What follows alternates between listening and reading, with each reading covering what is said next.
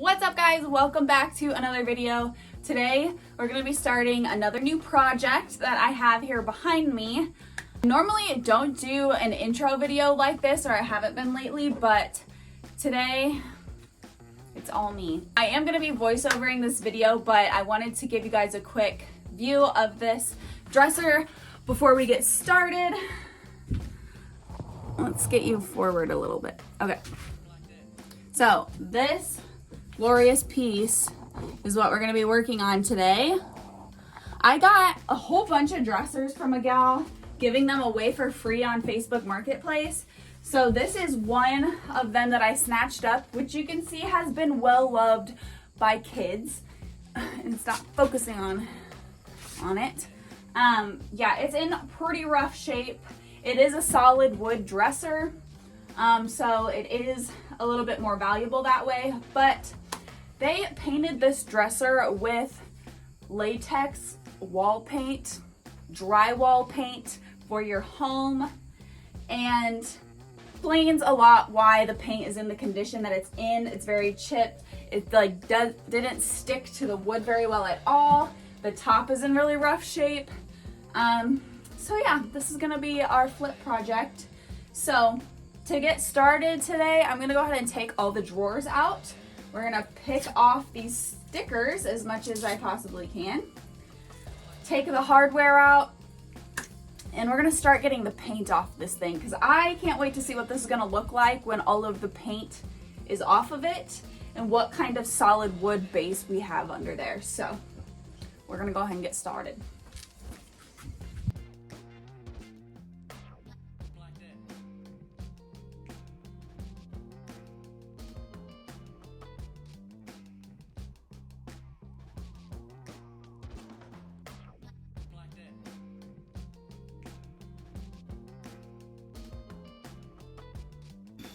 Okay, once I got all the hardware off, I went ahead and just gave the drawers and the body of the dresser a quick wipe down. This spray bottle I just have like water in. It was just an empty Lysol bottle that I refilled with water. So it's giving it a light disinfectant, but I just want to get like the dust and the grime and stuff that's been collecting on it in storage off before I start sanding it. So I'm just giving it a quick clean.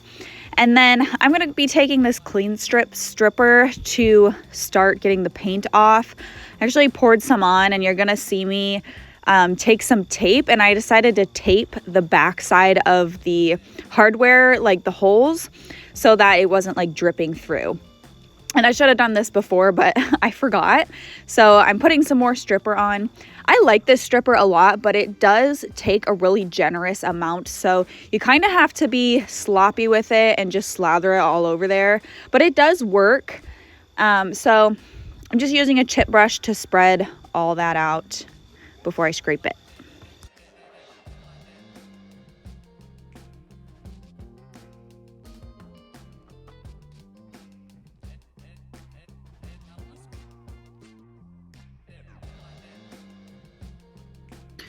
You really don't have to let this stripper sit on there that long, like 10 or 15 minutes maybe. And as you can see, it does a really good job. This latex wall paint is really just a big, sticky, gross mess to strip off. So, I mean, the flat parts of it come off pretty well, but like, the edges and any corners or crevices, it just turns into like a gummy disaster. So please, those of you that want to paint your furniture with wall paint, spare the future flipper that's gonna have to redo it and just use furniture paint. It is such an awful mess to get this stuff off. It's just like, it's just a mess. Just please don't do it.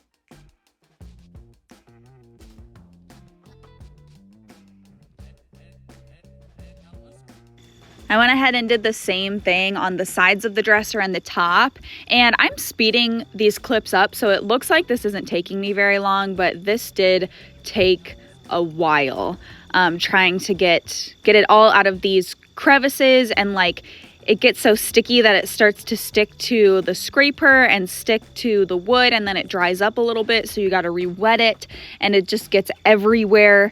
So it took me some time, but I eventually got enough of it off that I felt okay with it.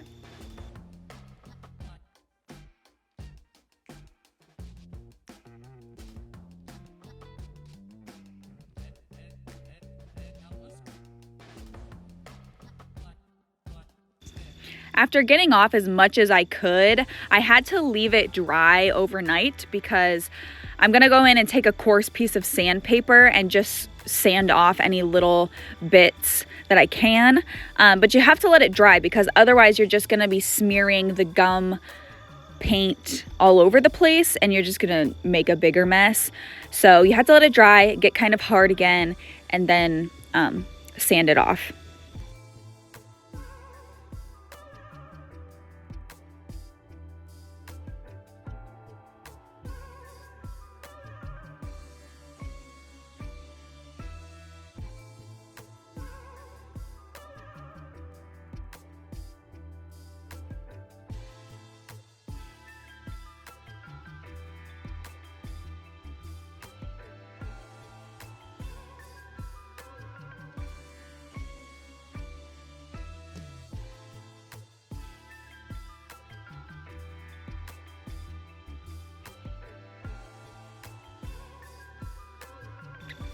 This is kind of just an example of a spot where like I tried to sand it, but it was still too damp and gummy. So it really just smeared the paint back and forth and the sandpaper wouldn't take it off.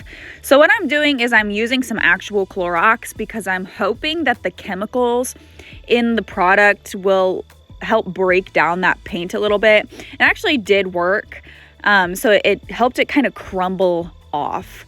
But I had to get it off because I can't just paint over old paint because it's going to eventually chip off. It's going to be an uneven surface and leave an ugly texture. So either way, it's got to come off.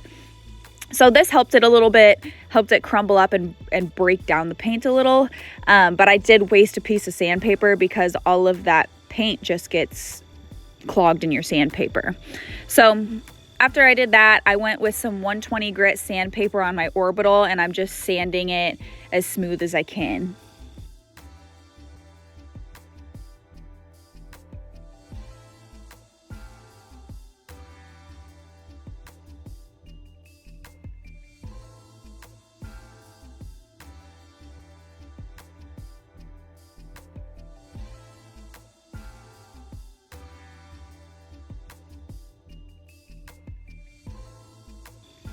And off camera, I went ahead and took some wood filler and I filled all these little just cracks and scratches and stuff on the top so that we'd have a nice even surface.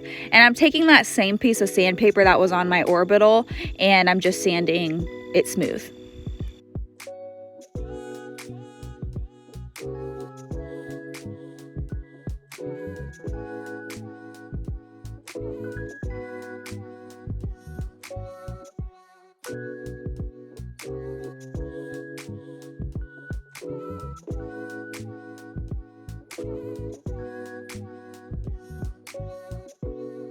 Once I got it nice and smooth, I'm using a new paint that I've never used before. This is the Advance paint by Benjamin Moore. This is actually a cabinet paint.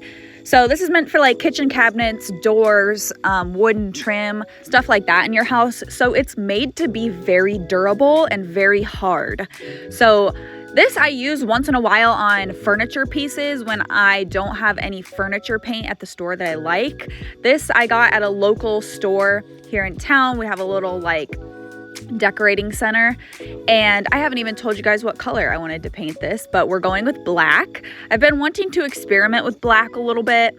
I think people pretty much paint everything black these days, but I'm not like that. I feel like you really have to have the piece for it, and I've been wanting to experiment a little, so I went with black for this. But this paint is really durable. I find it does fine on furniture because it's still meant to adhere to like wood and surfaces like wood. It's not like latex wall paint where it's designed to stick to drywall and that's about it. So I did 3 coats on this, and I'm not using thin coats. I'm doing generous coats because I'm not going to use a top coat on this because it is already so hard and durable. So I went ahead and did the drawers as well and let everything dry before I did the next coat.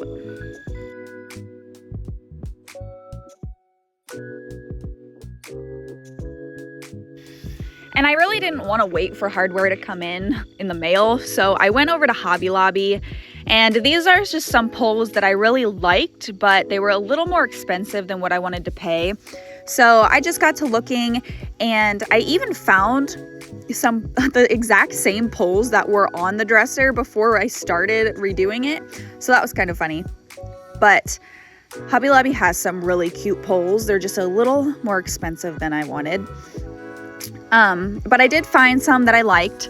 So after going home, I found that the paint that I had used had done this cracking, and I have no idea why it did that. So I actually messaged the girl at the store that I bought the paint from and was like, what did I do wrong?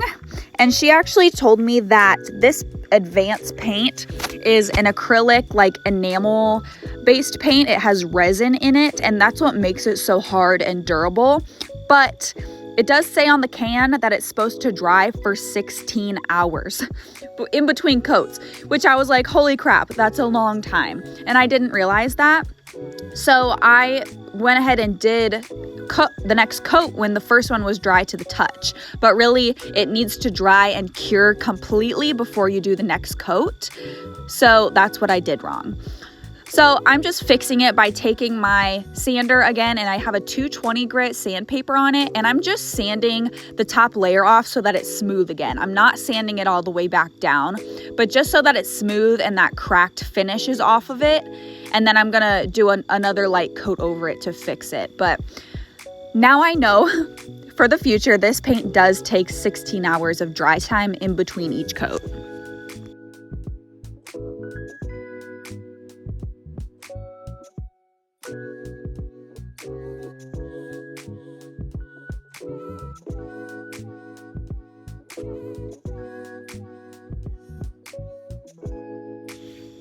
Once I was done and it was completely dry, I think it did come out really nice. These are the poles that I picked out at Hobby Lobby. They're just some chunky, almost gaudy looking like acrylic poles with or knobs, I guess, with the gold accent in the middle. And I thought they were cute. They were a little different, and I kind of like the way this piece turned out. My sister ended up buying it, so it's just awaiting to go to its new home. But overall, this is a way better piece than the one that we started with, so I am still happy with it, and it turned out really good. And now that the paint is completely dry, it is very hard, very durable. So I would recommend it if you have a local store that sells cabinet paint. It does work well and came out really nice. So thank you guys so much for watching. I hope you enjoyed, and I will see you in the next flip video. Bye.